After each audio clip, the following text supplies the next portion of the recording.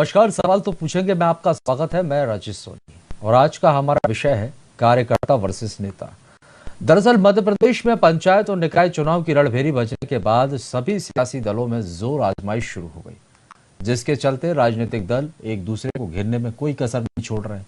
इसी के मद्देनजर प्रदेश के गृह मंत्री नरोत्तम मिश्रा ने कांग्रेस पर अपने शब्द वाणों से कई हमले किए, जिसका जवाब देते हुए कांग्रेस ने भी गृह मंत्री पर सवाल खड़े कर दिए। लेकिन इन सब के बीच सबसे बड़ा सवाल यह है कि इस तरह के बयानों से किस दल को चुनाव में कितना फायदा मिलेगा, ये देखने वाली बात होगी। इसी पर आज हम चर्चा करेंगे। कई मेहमान भी हमारे साथ जुड़ेंगे, लेकिन उससे पहले देखिए हमारी खास रिपोर्ट।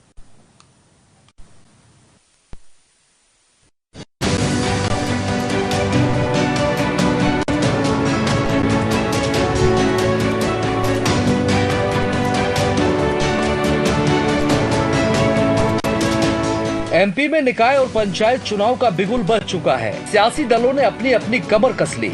मुकाबला बीजेपी और कांग्रेस में है तो तैयारियां भी जोरों पर हैं। सियासत में बड़े बड़े बयानवीर शब्दवानों से अपने अपने प्रतिद्वंदियों को नीचा दिखाने की कोशिश में लगे हुए हैं।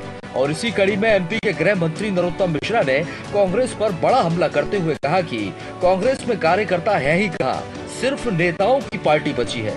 जिस पर पलटवार करते हुए कांग्रेस की तरफ से प्रवक्ता के मिश्रा ने गृह मंत्री की कार्य प्रणाली पर कई सवाल खड़े कर दिए।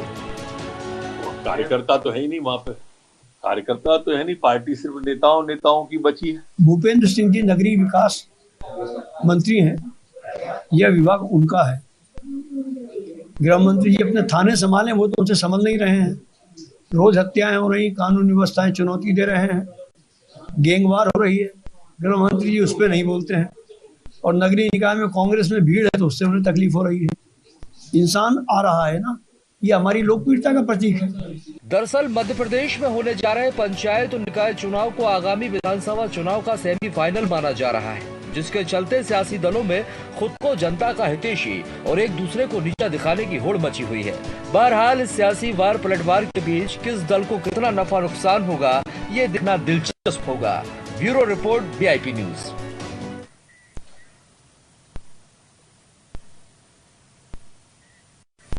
तो मध्य प्रदेश में इस समय चुनावी मौसम चल रहा है।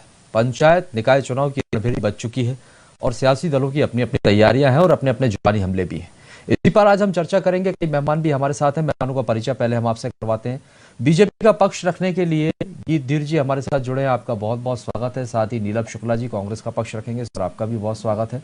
वरिष्ठ पत्रकार खिलावन चंद्राकर जी भी हमारे साथ जुड़े हुए हैं, आपका भी बहुत स्वागत है। आप सभी मेहमानों का स्वागत करते हैं। लेकिन पहला सवाल नीलम शुक्ला जी, सर आपका आवाज पहुंच रही है? नीलम जी, अभी हमने देखा कि 2 दिन पहले बीजेपी के राष्ट्रीय अध्यक्ष जेपी नड्डा जी मध्य प्रदेश के 2 दिवसीय दौरे पर रहे। परिवारवाद को लेकर बीजेपी ने अपना किनारा कर लिया, लेकिन कांग्रेस पर जमकर हमला भी बोला। और यही वजह है कि गृह मंत्री नरोत्तम मिश्रा का भी आज बयान निकलकर सामने आया। परिवारवाद जैसे गंभीर आरोपों के बीच एक गंभीर आरोप और ये कांग्रेस पर लगाया गया कि अब आप लोगों में कार्यकर्ता तो बचे ही नहीं, बस सिर्फ नेता ही नेता बचे। देखिए, परिवारवाद की मैं बात करूं, कितनी लंबी फेरियत से कि शायद ये समय कम पड़ जाएगा। ये लंबी लिस्ट है मेरे पास, किसके बेटे को क्या मिला, किसकी बेटी को क्या मिला, उसके मन चर्चा ना करें। भाजपा अपने गिरबान में जाके रहा सवाल कि हमारे यहाँ नेता और कार्यकर्ता जाओगे तो शुभ संकेत है कि हमारे यहाँ लोग चुनाव लड़ने के लिए भीड़ लगा रहे हैं, अच्छी बात है। तो सबसे पहले भाजपा के नेता वही कार्यकर्ता जिन्होंने 2018 में भारतीय जनता पार्टी को सत्ता से बाहर किया, ये वही कार्यकर्ता है। इस कार्यकर्ता का से सामना फिर भाजपा का हो रहा है। ये भाजपा का भय है, भाजपा के नेताओं भय जो अपने पार्टी में देखने की बजाय कांग्रेस में कागजात कर रहे हैं, कांग्रेस में नजर लगा के कि कहीं इनके हालात 2018 तरीके न हो जाए। क्योंकि यहाँ सरकार तो जोड़ तोड़ के बनाई थी, जनता इनको नकारा था, तो इनको जोड़ तोड़ की थी। कहा कि ये कहाँ का रोड़ा भानुमती अब्दुल्ला था, इनने सरकार बना ली। अब इन्हें भय कि वही कार्यकर्ताओं से इनका सामना होगा। कार्यकर्ताओं को लेकर भाजपा के नेताओं में भय, सिर्फ कुछ नहीं देख रहा हमारी सरकार में जाकर। अब भाजपा के नेता पहले यह बताया कि असल भाजपा पार्टी है कहाँ। वो तो कब की कालातीत हो गई। श्यामा प्रकाश मुखर्जी की, अटल जी की, पंडित दीनदयाल जी की भाजपा तो कभी की समाप्त हो गई है। ये जो चल रही महज 2 लोगों की ने टेक ओवर कर लिया है। ये पूंजीपति मित्रों के इशारों पर चलने वाली प्राइवेट कंपनी है। भाजपा के कार्यकर्ता भुला हुए हैं बेचारे की, पार्टी के लिए काम कर रहे हैं, हिंदू मुस्लिम कर रहे हैं, चरम राष्ट्रवाद में उलझे हुए हैं। ये कार्यकर्ता स्वयं भी बेरोजगारी में जी रहे हैं, अपने परिवार को भी महंगाई में उलझा रहे हैं और फड़कों झंडे ले लेके निकल रहे हैं। और अंधभक्ति में लीन है। इसका फायदा सीधे सीधे इनके पूंजीपति जो मित्र वो उठा रहे हैं। ये बोला है, ये दया के पात्र को दया आती है इनको देखकर, मुझे दुख होता है कि नौजवान किस तरह भटक रहे हैं, कठपुतली बनकर, नौकरी, महंगाई सबको भुलाकर, अपने परिवार के दुख दर्द को भुलाकर गली गली धर्म के नाम पर, धर्म राज सेवा के नाम पर भटक रहे हैं। और उनके नेता, देखिए मजे की बात, इनके नेताओं के बच्चे विदेशों में पढ़ रहे हैं। किसी भी बड़े नेता के बच्चों को हम देखा मस्जिद पर झंडा लगाते हुए, सड़कों पे भगवा ले घूमते, नहीं, ये तो विदेशों में पढ़ रहे हैं, बड़ी बड़ी कंपनियों के मालिक बनकर बैठे हैं। ये बेचारे बेरोजगार युवक, भटके हुए युवक सड़कों पर कार्यकर्ता ले। अरे भैया, आपकी पार्टी बच्ची कहाँ है? आप एक कंपनी की नौकरी कर रहे हो, अब किस भुलावे में जी रहे हो आप? साला 30 हो जो ये भाजपा हो, ये प्राइवेट लिमिटेड कंपनी 2 लोगों की, इसके लिए आप कार्य कर रहे हो। सबसे पहले आप ये भाजपा अपना घर देखे, फिर हमारी ओर उंगली उठाए। तो नीलम जी, यदि आप ये आरोप लगा रहे हैं कि बीजेपी के नेता के जो बच्चे हैं वो विदेशों में पढ़ाई कर रहे हैं इसलिए इन्होंने परिवारवाद से किनारा किया है, आपका क्या स्टैंड है? आप क्या यही वजह है जिसकी वजह से अब मतलब नेता पुत्रों को टिकट आपको दिया जा रहा है निकाय चुनाव में? अभी तक ये स्टंट क्लियर नहीं हुआ है कि आप लोग क्या करेंगे? देखिए, भाजपा का परिवारवाद में आपको बता देता हूँ। बीएस येदियुरप्पा, वाई राघवेंद्र, यशवंत सिन्हा के बेटे जय सिन्हा, प्रमोद महाजन की बेटी, राजनाथ सिंह का बेटा पंकज सिंह, विजया राजे की बेटी वसुंधरा राजे का बेटा दुष्यंत सिंह, रमन सिंह का बेटा अभिषेक सिंह, गोपीनाथ मुंडे की बेटी पंकजा मुंडे, कैलाश विजयवर्गीय का बेटा आकाश विजयवर्गीय, सुंदरलाल जी पटवा का बेटा सुरेंद्र पटवा, अटल बिहारी वाजपेयी के भांजे ए मिश्रा, मेनका गांधी का वरुण मिश्रा। और कितनी लंबी फेरिस्त बताऊं, कितनी लंबी लिस्ट बताऊं? इस मुंह से ये बातें करते हैं। अमित शाह का बेटा, जिसको जो गली में गुल्ली डंडा भी खेलना ही जानता, उसको क्रिकेट का बना दिया, पता नहीं क्या पोस्ट पे बैठे। ठीक है गिद्दीर जी, चुनाव में भले ही आप परिवारवाद से किनारा करने की बात कह रहे हो, लेकिन जिस तरह से ये आरोप नीलम जी यहाँ पर लगा रहे हैं कि एक लंबी फहरिस्त है आप लोगों के यहाँ, क्या फर्क है इनके परिवारवाद और आपके परिवारवाद में?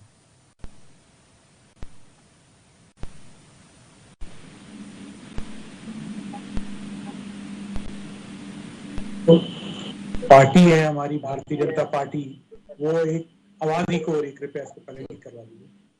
आ रही सर आपकी आवाज, अब आप बोलिए। ठीक नहीं, इको क्या आ रही मेरे कान में दोबारा से? देखिए, जो यहाँ पर जो भारतीय जनता पार्टी है, ये जो पार्टी है ये एक परिवार है, और कांग्रेस जो एक परिवार है, यानी कि गांधी परिवारियों की पार्टी है। जो उनके क्राउन प्रिंस बोल देते हैं वही उनके लिए शीर्ष नेतृत्व जो है वही है, वही उनके तय हो जाता है। तो ये बहुत बड़ा अंतर है, ये समझना पड़ेगा। फिर परिवारवाद की बात करते हैं तो भैया योग्यता वाली बात पे आओ जरा। लल्ला हैं आपके कांग्रेस वाले तो बहुत सारे ऐसे जो लल्ले हैं, वो देखो आपके, चाहे कमलनाथ जी की बात की जाए, चाहे किसी की बात की जाए, कमलनाथ जी ने क्या बाहर कॉलेजेस ऐसे ही खोल के रखे हैं। नकुलनाथ कहाँ से पढ़ के आए थे? कौन से सरकारी स्कूल से पढ़ के आए थे? हमारे तो बहुत सारे नेता सरकारी स्कूल से पढ़ के आए हैं। नरेंद्र मोदी जी की बात कर रहे हो, राजनाथ जी की बात कर रहे हो, जरा पढ़ता तो करो कहाँ से पढ़ के आए। थोड़ा सा बोलने से पहले कांग्रेस को कहाँ क्या बोलना है, ये किसकी मर्यादा रखनी है, कहाँ गरिमा रखनी है, ये पता होना चाहिए। ये अंतर नहीं समझते हैं और यही अंतर इन्हें ले डूबा है। अब जो नेताओं वाली बात आ रही है साहब, ये हम नहीं कह रहे। सबसे पहले तो आप अपने दिग्विजय सिंह से पूछो, जो आतंकवाद का समर्थन करने के लिए ओसामा को जी बोलते थे, जो आपके सांसद भी अभी भोपाल से। आप एक तरह की भाषा बोलते हैं, पता नहीं कहाँ से पर्चा लेके आते, जो नॉन स्टॉप बोलना शुरू करते हैं वही बोल के, तो ये पोएम नहीं पूछी जा रही है आपसे, आप विषय पे बात कीजिए। भाजपा का पोएम का पर्चा ले आते, पूरी पोएम पढ़ के चले जाते हैं यहाँ से, हमेशा एक तरह की भाषा बोलते हैं। नहीं करते, अपने समय में बोलो, बदतमीजी नहीं करते बेटा, यही परवरिश हुई है, तुम्हारा प्रशिक्षण नहीं हो रहा कांग्रेस में। एक एक कर बात जो बात बोल रहा है वो सुनो बेटा। एक मिनट इसको बैठाते हो डिबेट। ये जो है कांग्रेस का आचरण है, इनसे जो है विषय समझता नहीं है ये लोग प्रजा है, जो चमचे हैं सीख के नीलम जी रुक जाइए, ठीक है, वो विषय पर नहीं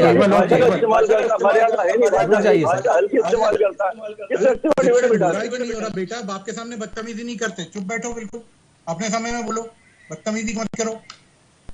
देखिए, कांग्रेस को ये बात समझनी पड़ेगी, राहुल गांधी है, समझ में नहीं आता क्या भाषा बोलना, क्या नहीं बोल रहा। राजेश जी मेरा आग्रह है, राजेश जी मेरा आग्रह है, राजेश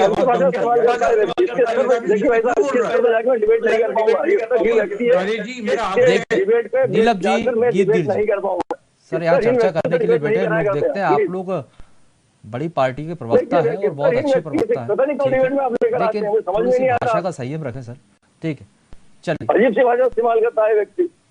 चलिए रटे रटा संवाद लेके विषय की बात करो, विषय में मुद्दे की बात करो। रुक जाइए ना सर, ठीक।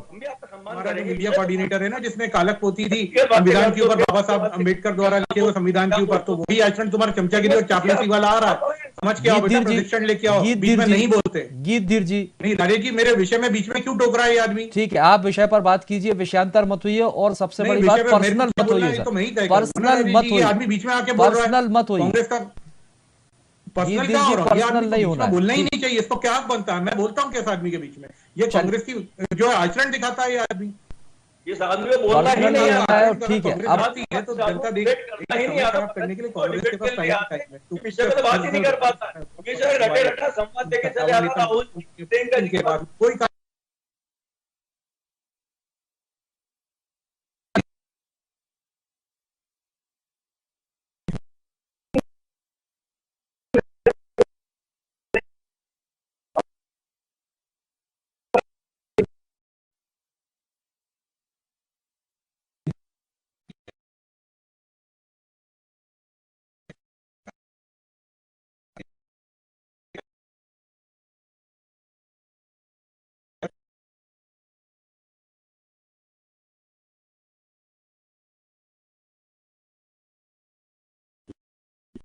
कार्यकर्ता जोड़ेंगे साहब, 10 लाख नहीं जोड़ पाएंगे, और ये इनका विषय है कि कितने जोड़ पाते हैं कितने नहीं जोड़ पाते। और दिग्विजय सिंह स्वयं कह रहे थे कि साहब हमारे पास ना कार्यकर्ता बचे ना नेता बचे, 2023 में पार्टी समाप्त हो जाएगी। तो हम तो उन्हीं की बात को ला रहे हैं और मान रहे हैं कि उनके कद्दावर नेता है, बड़े नेता है, हम तो उनकी बात मान रहे हैं कि साहब ठीक है, कांग्रेस पार्टी के अंदर कुछ तो समझते होंगे तभी तो बोल रहे हैं, या ये बोल रहे हैं वो दिग्विजय सिंह झूठ बोल रहे हैं?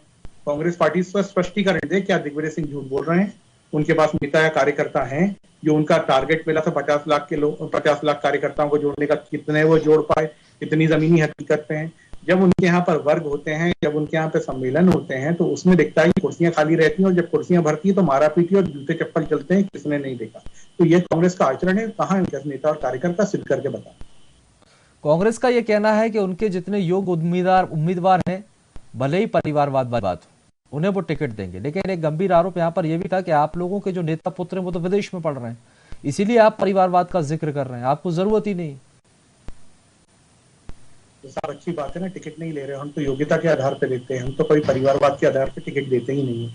हमने कभी, आप इनका 1980 के बाद में बताइए मुझे कितनी बार इनका गांधी परिवार के अलावा हटके कोई अध्यक्ष उपाध्यक्ष बनाओ इनकी पार्टी का, ये मुझे स्पष्टीकरण देने। कांग्रेस इसके ऊपर क्या बोलेगी, मैं ये भी जानना चाहूंगा। चलिए खिलावन जी के पास आऊं। खिलावन जी, जो परिवारवाद की बातें की जा रही हैं, दोनों पार्टियों के अपने अपने तर्क हैं।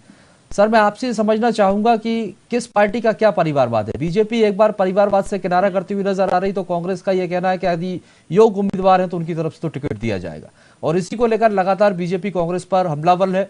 परिवारवाद और वंशवाद का जिक्र जो है वो बार बार किया जा रहा है।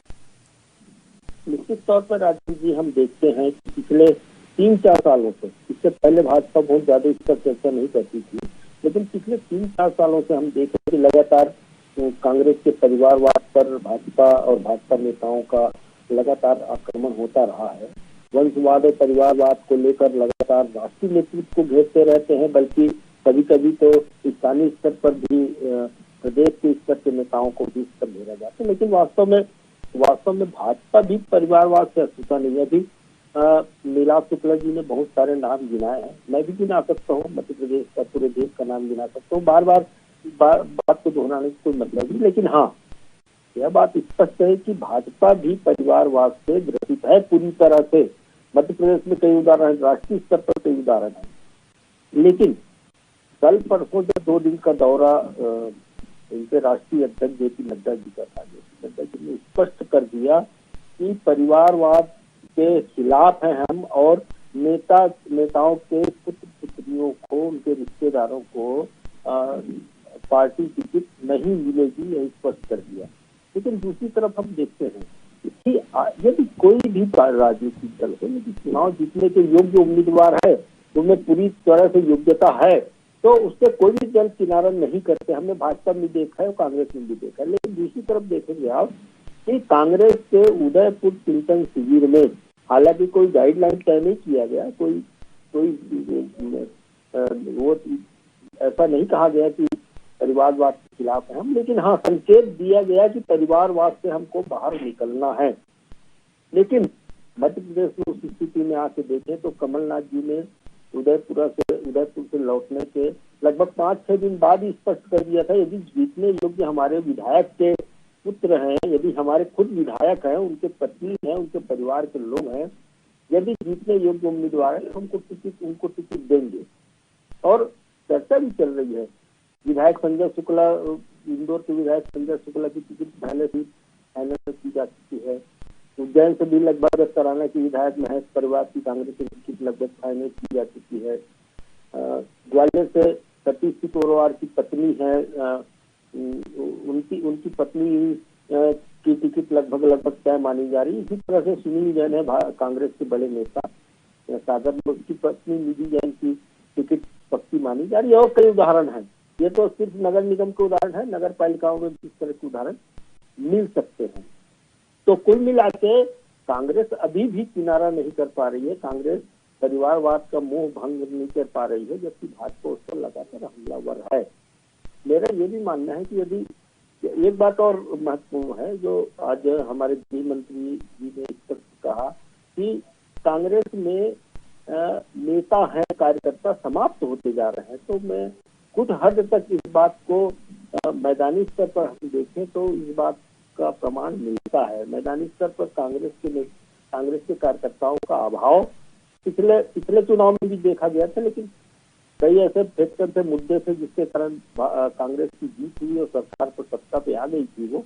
लेकिन उस समय भी देखा हमने, जब हम चुनाव रिपोर्टिंग में जाते थे, प्रचार करते हुए लोगों को देखते थे, तो हम स्पष्ट दिखाई देता था कि कार्यकर्ताओं का कांग्रेस के पास अभाव है, और वो अभाव आज भी मैदानी स्तर पर है। लेकिन हाँ, नेताओं की भरमार है, नेताओं की भीड़ है। जब टिकट मांगने की पारी आती है तो नेता जो है भीड़ इकट्ठी कर लेते हैं, कार्यकर्ताओं की भीड़ होती है हालांकि वो, लेकिन ऐसे मौके पे जब पार्टी का काम आना है, पार्टी के सिंबल पर चुनाव लड़ना है, तो कांग्रेस के कार्यकर्ता इधर उधर रहते हैं, दिखाई नहीं देते, मैदानी स्तर पर काम नहीं होता। संगठन बेहद कमजोर है मैदानी स्तर पर, ये बात भी नीलाभ जी भी जानते हैं। नीलाभ को स्पष्ट मैं जानता हूँ, नीलाभ बहुत अच्छे वक्ता है, प्रवक्ता है, लेकिन नीलाभ जी को भी मैदानी हकीकत से अपने पार्टी के नेताओं को अवगत कराना चाहिए। आपके पास नगर निगम के चुनाव है, नगर पंचायत के चुनाव है, उसके बाद मंडी और सहकारिता के चुनाव होने हैं, फिर विधानसभा के चुनाव 1.5 साल बाद आपको विधानसभा फिर से फाइट करना है। ऐसी अभी है, मौका है पार्टी के पास। यदि कांग्रेस भाजपा के मुकाबले में, भाजपा के कार्यकर्ताओं के मुकाबले में कांग्रेस को आना है तो बीजेपी के मुकाबले कमजोर जरूर है। लेकिन यहाँ पर मैं गीतधीर जी से ये समझना चाहूंगा, गीतधीर जी, निकाय चुनाव की रणभेरी बच चुकी है, तैयारियां जोरों पर है और ये आगामी मिशन 2023 का सेमीफाइनल के तौर पर इसको देखा जा रहा है। क्या क्राइटेरिया आप लोगों की तरफ से रखा है कि कांग्रेस तो योग्य उम्मीदवार की तलाश में है और वो परिवारवाद से भी परहेज नहीं है, लेकिन आपकी तरफ से क्या क्राइटेरिया रखा गया है, किस तरह के उम्मीदवारों का चयन किया जाएगा और किन्हें मैदान में उतारा जाएगा? योग्य व्यक्ति को टिकट मिलेगा, योग्य व्यक्ति जो जनता के लिए कार्य कर पाए, जो राष्ट्रवादी विचारों से देश की सेवा कर पाए, जो जनता की समस्याओं का हल कर पाए, जो राष्ट्र की नीतियों में जनता का जो हित है वो देखकर नीतियां बनाने में सरकार की मदद कर पाए, ऐसा योग्य व्यक्ति ही जो है वो देश चलाने में सकारात्मक होता है। भारतीय जनता पार्टी हमेशा से राष्ट्रवादी विचारों की पार्टी है, चाहे चुनाव हो चाहे चुनाव ना हो, हमेशा से हम चुनावी मोड में कार्य करते हुए अपने कार्यकर्ताओं को, नेताओं को हम प्रशिक्षण लेकर देते सीखते हैं, और हमने यही देखा। और आगामी दिनों में भी आपको जब टिकट बंटवारा होगा तो यही देखने को मिलेगा कि योग्यता के आधार पर ही टिकट मिलेगा। यहाँ न जाति, पंथ, धर्म, इन सबको साइड में रख के सिर्फ योग्यता, एक ही जो है वो चीज है यहाँ पर, जो योग्य व्यक्ति उसको टिकट मिलेगा। ठीक है, 2 दिवसीय दौरा रहा है जेपी नड्डा जी का, जिस तरह से बैठक हुई है और बूथ स्तर को मजबूत करने की बात की जा रही है, इसको लेकर किस तरह की आगामी रणनीति है आप लोगों की? कैसे मजबूत किया जाएगा, कैसे मैदान में उतरेंगे? देखिए, माननीय जेपी नड्डा जी का 2 दिन यहाँ पर मध्य प्रदेश में दौरा था, जिसमें एक दिन भोपाल, एक दिन जबलपुर, और उन्होंने बूथ स्तर पे लोगों से बातचीत करी। हमारी कुछ कार्यकर्ताओं के जबलपुर पे घर भी गए। यहाँ पर भी हमारी जो की कार्य समिति थी, निश्चित रूप से उन्होंने हमें जो कार्य प्रणाली है हमारी, सबका साथ, सबका विकास, सबका प्रयास और सबका विश्वास, उसी पे चलते हुए किस प्रकार से कार्य करना है, किस प्रकार से लोगों को जोड़ना है, इसी के ऊपर जो उन्होंने हमारा मार्गदर्शन किया। हम अंत्योदय को ध्यान में रखते हुए वैसे भी कार्य करते हैं, और अगर हम ये कहा जाए कि हम सरकार की जो योजना है वो जनता तक के पहुंच जाए, इसके लिए हम जीते हैं, तो ये कहना भी गलत नहीं होगा। और इसी को लेकर उन्होंने जो है हमें कार्य करना बताया। देखिए, हमारा जो बूथ का नेता होता है वो सबसे ज्यादा सक्षम नेता होता है माना जाता है, क्योंकि उसकी पकड़ घर घर तक के होती है। तो उसको किस प्रकार से कार्य करना है, और देखिए जब एक बूथ के नेता को जब माननीय जो हमारे राष्ट्रीय अध्यक्ष जी जब वो संबोधित करते हैं तो बहुत बड़ी बात है। और बूथ का अध्यक्ष से डायरेक्ट यहाँ पर संबोधन और किसी पार्टी में कभी इतिहास में नहीं देखने को मिला है। हिंदुस्तान में आप स्वयं देखें कि राष्ट्रीय अध्यक्ष ने कभी राहुल गांधी की पार्टी या कभी किसी और पार्टी का आप मुझे जिक्र करके बताएं तो वो भी एक सवाल होगा। यहाँ पर सीधी सी बात है, हमारा शीर्ष नेतृत्व भी जो है वो ग्राउंडेड है, यानी कि वो जमीनी स्तर के नेताओं से जुड़ा हुआ है, जमीनी स्तर की हकीकत को जानता है। और हमारा जो बूथ का कार्यकर्ता है वो भी हमारे शीर्ष नेतृत्व से खुलकर बात कर सकता है, खुल के अपनी समस्याएं, अपनी परेशानी और अपनी खुशी और अपने कार्य का उल्लेख कर सकता है। तो इन सब चीजों से हमें कैसे प्रेरणा मिलती है, कैसे कार्य करते हैं, इन चीजों को लेकर बीजेपी किसी भी चुनाव में पूरी रणनीति के साथ खिलावन जी जुट जाती है, चाहे वो कोई सा भी चुनाव हो, और बीजेपी की सक्रियता ये नजर भी आती है। लेकिन यहाँ पर जो बयानबाजियां देखने को मिल रही है, अब इसके क्या मायने निकाले जाए और किस पार्टी को क्या नफा नुकसान इसमें देखने को समझ में आता है? देखिए राजेश जी, आप सही कह रहे हैं कि बीजेपी एक ऐसी पार्टी है जो चुनाव के दूसरे एक चुनाव समाप्त होता है और उस चुनाव के समाप्त होने की मतगणना जैसे ही होती है, रिजल्ट जैसे ही आते हैं, दूसरे दिन ही चुनाव बोर्ड में दिखाई देती है अगले चुनाव के लिए। ऐसी पार्टी है। मुझे लगता है कि सफलता का बीजेपी लगातार जो सफल हो रही है पूरे देश में, कई राज्यों में उनकी सरकार है और लगातार उनकी सरकार राज्यों की संख्या उनकी बढ़ती जा रही है। तो मुझे लगता है कि एक बड़ा फैक्टर यही है कि चुनाव मोड में वो हरदम रहते हैं, हरदम उसके कार्यकर्ता काम करते रहते हैं। मैं कल परसों होशंगाबाद, इटारसी और आसपास के 2-3 जगहों पर गया था, दौरे पर था। तो मित्र लोग मुझे बताने लगे, एक मित्र बताने लगा यार आज भाजपा के कार्यकर्ता जो है एक मोहल्ले में गए हुए हैं, वहाँ जो केंद्र सरकार और राज्य सरकार से योजनाओं से जो लाभान्वित हितग्राही हैं उनका सम्मान किया जा रहा है।